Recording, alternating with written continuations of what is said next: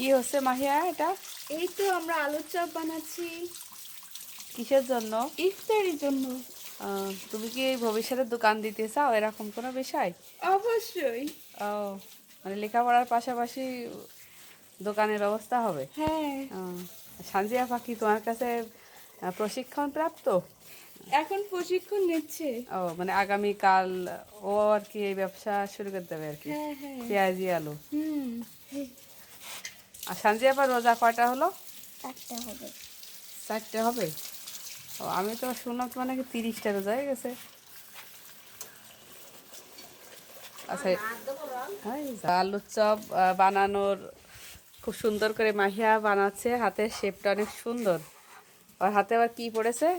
Hand gloves. বাবা, digital তো, ঢাকার মেয়ে তো, ঢাকার স্টাইলে, আমরা গ্রামের মানুষ, গ্রামের স্টাইল।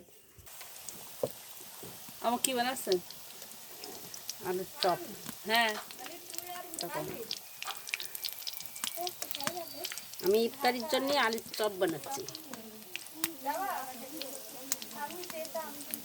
তা কি ভালো খাচ্ছে? আপনার তো এখন ওই শাড়িদের ব্যবসা মায়েরে যাবে বলো। আমার একটা ব্যবসা খুলে দিন, আমি এই রোজার মাস করতে পারতাম, বেঁচে দিন। বাতি আছে না, ব্যবসা করতেছে। দেন, উল্টাই দেন।